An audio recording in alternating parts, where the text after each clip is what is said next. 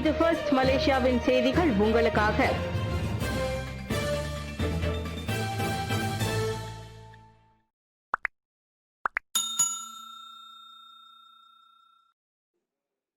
பிரதமரின் அவசர நிலை உத்தரவுக்கு எதிராக நீதிமன்றத்தில் வழக்கு.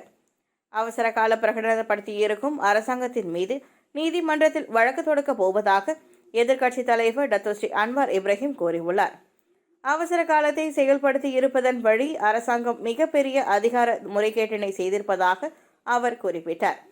முன்னதாக அந்த கேடிலான் கட்சியின் தலைவருமான அன்வார் இப்ராஹிம் நாடாளுமன்ற உறுப்பினர்கள் அனைவரும் அவசர காலத்தை மீட்டுக் கொள்ள கோரி பேரரசருக்கு கடிதம் அனுப்புமாறு கேட்டுக்கொண்டார். கோவிட் பெரும் தொற்று தொடர்பிலும் பொருளாதார நெருக்கடி தொடர்பிலும் விவாதிக்க ஜனவரி 31ஆம் தேதிக்குள் நாடாளுமன்றம் மீண்டும் கூட வேண்டும் என அவர் வலியுறுத்தியிருந்தார். இதனிடையில் நாட்டில் அவசர காலத்தை பிறப்பித்த அரசாங்கத்திற்கும் பிரதமருக்கும் எதிராக நடவடிக்கை எடுக்க கோரி தமது வழக்குரைஞர் குழுவினரை கேட்டுக்கொண்டிருப்பதாக அன்வார் இப்ராஹிம் நேற்று தமது ஃபேஸ்புக் அகப்பக்கத்தில் குறிப்பிட்டிருந்தார். அவசர கால உத்தரவு கோவிட் பெருந்தொற்றை கட்டுப்படுத்துவதில் அதிகம் பங்காற்றவில்லை. மாறாக பிரதமர் தமது அதிகாரத்தை தக்க வைத்துக் கொள்ளவே அந்த உத்தரவு என அன்வார் குறிப்பிட்டார். நெருக்கடியான சூழலில் மக்கள் வேண்டுவது என்ன என்பதை அறிந்து வைத்திருக்கும் அரசாங்கமே விவேகமான அரசாங்கம் என்றார் அவர். கட்டுப்பாட்டில் நாட்டில் அறிவிக்கப்பட்டிருக்கும் அதே வேளை நாட்டை மீட்சியுற செய்யும் எந்த முயற்சிகளும் அறிவிக்கப்படவில்லை என்பதையும் அன்வார் இவ்வேளையில் சுட்டிக்காட்டினார். அரசாங்கத்தின் முயற்சிகளை அரசியலாக்கும் நடவடிக்கையை நிறுத்திக் கொள்ள வேண்டும். மக்களின் பாதுகாப்பு மற்றும் நல்வாழ்வு உறுதிப்படுத்துவதற்காக மாட்சிமை தங்கிய மாமன்னர் ஒப்புதல் வழங்கிய அவசர கால நிலை அறிவிக்கப்பட்டது உட்பட அரசாங்கத்தின் முயற்சிகளை அரசியலாக்கும் நடவடிக்கையை அனைத்து தரப்பினரும் நிறுத்திக் கொள்ள வேண்டும். சுயநலனுக்காக அரசியல் செய்வதை காட்டிலும் மக்களின் உயிரும் பாதுகாப்பும் தற்பொழுது முன்னுரிமை அளிக்கப்பட வேண்டிய அம்சங்களாகும் என கூட்டரசு பிரதேச அமைச்சர் தான்ஸ்ரீ அன்வார் மூசா வலியுறுத்தியுள்ளார். அரசியல் செய்ய வேண்டாம் என்று தாம் கூறவில்லை என்றும் இவ்விக்கட்டான சூழ்நிலையில் அவ்விருப்பத்தை ஒத்திவைத்துவிட்டு முக்கியமான மற்ற விஷயங்களுக்கு முன்னுரிமை வழங்கப்பட வேண்டும் என்றும் அன்வார் மூசா தெளிவுபடுத்தினார். எங்கள் கணிப்பின்படி 4000 எண்ணிக்கை மார்ச் மாதத்தில் வர வேண்டும். ஏப்ரல் மாதத்திற்குள் அது 5000 ஆகவும் மே மற்றும் ஜூன் மாதங்களில் 8000 ஆகவும் இருக்கலாம். இவை அனைத்தையும் கணக்கிட்டு திட்டமிடலாம். இதனால்தான் அவசர கால நிலையை அமல்படுத்த அரசாங்கம் தேர்வு செய்தது. தற்போதைய சூழ்நிலை மட்டுமே காரணம் அல்ல, மாறாக அப்பெருந்தொன்று அதிக அளவில் பரவுவதற்காக சாத்தியத்தையும் பரிசீலித்தது என்று தான்ஸ்ரீ அன்வார் மூசா கூறினார். கோவிட் தனிமைப்படுத்தும் மையத்தில் பீர் அருந்துவதா? கடும் நடவடிக்கை தேவை. சபா கோத்தா கிடபாலுவில் உள்ள கோவிட்-19 தனிமைப்படுத்தும் மையத்தில் பீர் அருந்திய தனிநபர்கள் மீது கடுமையான நடவடிக்கை எடுக்கப்பட வேண்டும் என பொது சேவை ஊழியர்களின் சங்கங்களின் சம்மேளனம் கேட்டுக்கொண்டுள்ளது. அந்த தனிநபர்களின் செயல் முன்கள பணியாளர்களின் சேவையை அவமதிக்கும் வகையில் அமைந்திருப்பதாக கியூபெக்ஸின் தலைவர் அட்னான் மாட் தெரிவித்தார். சுகாதார பணியாளர்கள் கோவிட்-19 நோயாளிகளை குணப்படுத்த போராடி வரும் வேளையில் நோயாளிகள் பீர் அருந்தி மகிழ்வது சரியான செயல் அல்ல என்றார் அவர். மேலும் அச்செயல் அம்மையத்தில் சிகிச்சை பெற்று வரும் மற்ற கோவிட்-19 நோயாளிகளுக்கும் அசௌகரியத்தை ஏற்படுத்தி இருக்கும் என அவர் கூறினார். எனவே பீரை எடுத்து வந்தவர்கள், அதனை மையத்திற்குள் அனுமதித்தவர்கள் ஆகியோர் மீது நடவடிக்கை எடுக்கப்பட வேண்டும் என அவர் குறிப்பிட்டார். SOPயை மீறியதால் நேற்று 608 பேர் கைது.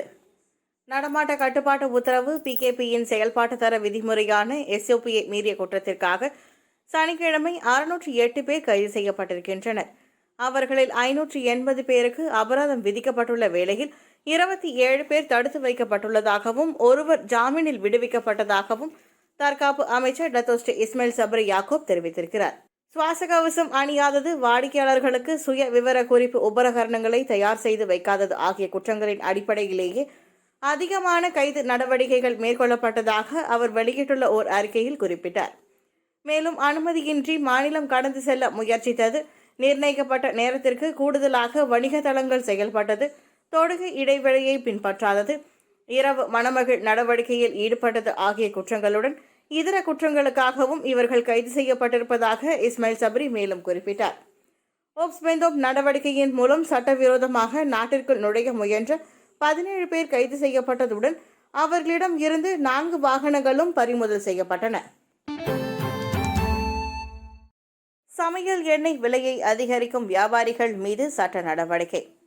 தற்போதைய சூழலை சாதகமாக பயன்படுத்தி சட்டத்தை பின்பற்றாமல் சமையல் எண்ணெய் விலையை அதிகரிக்க முயற்சிக்கும் வியாபாரிகள் 2011ஆம் ஆண்டு விலை கட்டுப்பாட்டு மற்றும் லாப எதிர்ப்பு சட்டமான அக்காப்பின் கீழ் கடுமையான நடவடிக்கைக்கு உட்படுத்தப்படுவார்கள். கட்டுப்படுத்தப்பட்ட பொருளான அனைத்து வகை பொட்டல சமையல் எண்ணெய்க்கும் 2007ஆம் ஆண்டு தொடங்கி அரசாங்கம் மானியம் வழங்குவதாக KPDHNP எனப்படும் உள்நாட்டு வாணிபம் மற்றும் பயணீட்டாளர் விவகாரத்துறை அமைச்சர் டத்தோஸ்ரீ அலெக்சாண்டர் நந்தாலிங்கி நேற்று ஓர் அறிக்கையில் தெரிவித்திருக்கிறார். எனினும் 2016ஆம் ஆண்டு நவம்பர் மாதம் தொடங்கி காஸ் எனப்படும் சமையல் எண்ணெய் விலை நிலைநிறுத்த திட்டத்தை KPDNHAP மூலம் அரசாங்கத்தை செயல்படுத்தி வருவதாக நந்தாலிங்கி கூறினார். நெகிழிப்பையில் விற்கப்படும் 1 கிலோகிராம் சமையல் எண்ணெய்க்கு காசின் கீழ் உதவித்தொகை வழங்கப்படுகிறது. குடும்ப பயன்பாட்டிற்கான நெகிழிப்பையில் 1 கிலோகிராம் எடையுள்ள சமையல் எண்ணெய் 2 ரிங்கிட் 50 சென்னுக்கு விற்கப்படுவதை உறுதி செய்வதற்காக அந்த உதவித்தொகை வழங்கப்படுவதாகவும் அவர் தெரிவித்தார். ஈப்போ கல்லுமலை ஆலயத்தில் தைப்பூசம் நடைபெறாது. இவ்வாண்டு ஈப்போ கல்லுமலை ஸ்ரீ சுப்பிரமணியர் ஆலயத்தில் தைப்பூச கொண்டாட்டம் நடைபெறாது. CMCO நிபந்தனைக்கு உட்பட்ட கட்டுப்பாடுகளை பின்பற்றும்படி வழங்கப்பட்ட ஆலோசனைகளின்படி அந்த முடிவை எடுத்திருப்பதாக ஈப்போ இந்து தேவஸ்தான பரிபாலன சபாவின் தலைவர் M. விவேகானந்தா தெரிவித்தார். போலீசார் ஈப்போ கல்லுமலை ஆலய தரப்பினரை அழைத்து தைப்பூசம் தொடர்பான அனைத்து நடவடிக்கைகளையும் நிறுத்தி வைக்கும்படி கேட்டுக்கொண்டதாக அவர் அறிக்கையின் வாயிலாக தெரிவித்துக் கொண்டார். பால்குடம், காவடி, முடி காணிக்கை, ரத ஊர்வலம், அன்னதானம் இவை போன்றவைக்கு அனுமதி இல்லை என்றார் அவர். ஆலயத்தை சுற்றி சிறு கடைகளும் போடப்படாது. கடுமையான விதிமுறைகளுடன் ஆலயத்தில் பூசைகளுடன் மட்டுமே தைப்பூசம் வரவேற்கப்படும் என கடந்த வாரம் விவேகானந்தா கூறியிருந்தார். 71,750 ரிங்கிட் மதிப்புடைய கெத்தும் இலைகளை கடத்த முயன்ற நபர் கைது. பெர்லிஸ் வாங்கெலியானில் உள்ள 2 பகுதிகளில் கடந்த வெள்ளிக்கிழமை மேற்கொள்ளப்பட்ட அதிரடி சோதனை நடவடிக்கைகளின் போது 71,750 ரிங்கிட் மதிப்புடைய 2 டன் எடையிலான கெத்தும் இலைகளை தாய்லாந்திற்கு கடத்த முயன்ற நபர் ஒருவரை போலீசார் கைது செய்துள்ளனர்.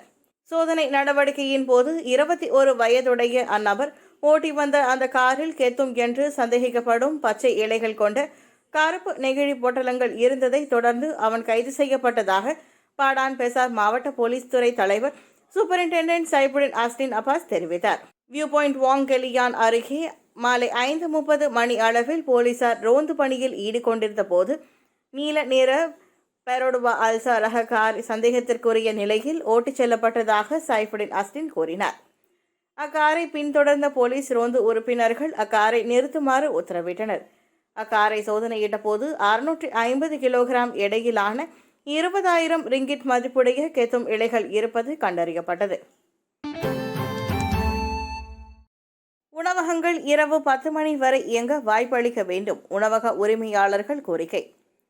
நடமாட்ட கட்டுப்பாட்டு உத்தரவு PKP அமல்படுத்தப்படும் பகுதிகளில் கடுமையான செயல்பாட்டு தர விதிமுறை SOPகளை பின்பற்றி உணவகங்கள் இரவு 10 மணி வரை இயங்குவதற்கு வாய்ப்பளிக்க வேண்டும் எனும் உணவக உரிமையாளர்களின் கோரிக்கையை அரசாங்கம் பரிசீலிக்கும்.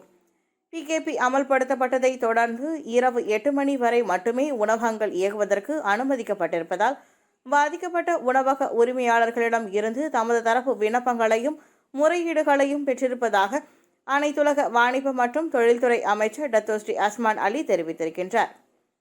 இவ்விவகாரம் குறித்து அடுத்த கட்ட நடவடிக்கைக்காக தற்காப்பு அமைச்சர் டத்தோஸ்ரீ இஸ்மாயில் சப்ரி யாக்கூபிடம் விவாதிக்கப்பட்டிருப்பதாக அஸ்மான் அலி கூறினார்.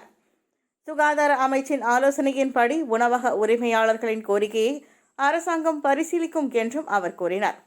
அடுத்த சில நாட்களில் நாட்டில் COVID-19 நோய்க்கு ஆளாகுபவர்களின் அமைச்சர் டத்தோஸ்ரீ M.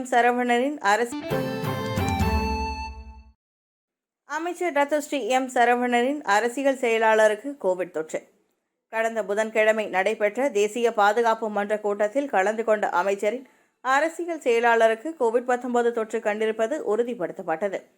அதன் தொடர்பில் மனிதவள அமைச்சர் டத்தோஸ்ரீ M. சரவணனுக்கு தெரிவிக்கப்பட்டது. அந்த உதவியாளருடன் அமைச்சர் நெருங்கிய தொடர்பில் இருந்துள்ளார். அவரது அரசியல் செயலாளருக்கு நேற்று COVID-19 தொற்று உறுதிப்படுத்தப்பட்டது.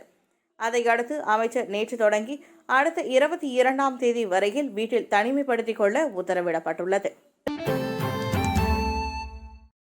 கோவிட்-19 தொற்று எண்ணிக்கை தொடர்ந்து 3000த்திற்கும் அதிகமாக பரவி வருகிறது. நாட்டில் புதிதாக 3339 பேருக்கு கோவிட்-19 தொற்று உறுதிப்படுத்தப்பட்டிருக்கிறது. அந்த தொற்றால் மேலும் 7 பேர் உயிரிழந்தனர். நாட்டில் கோவிட்-19 தொற்றுக்காக இன்னும் சிகிச்சை பெற்று வருபவர்களின் எண்ணிக்கை 37,782 பேராக உள்ளது. அவர்களில் 240 பேர் தீவிர சிகிச்சை பிரிவில் சேர்க்கப்பட்டுள்ளனர். 93 பேருக்கு சுவாச உதவி கருவி பொருத்தப்பட்டுள்ளதாக சுகாதார தலைமை இயக்குநர் டாக்டர் நூர் ஹிஷாம் அப்துல்லா ஓர் அறிக்கையின் வாயிலாக தெரிவித்தார்.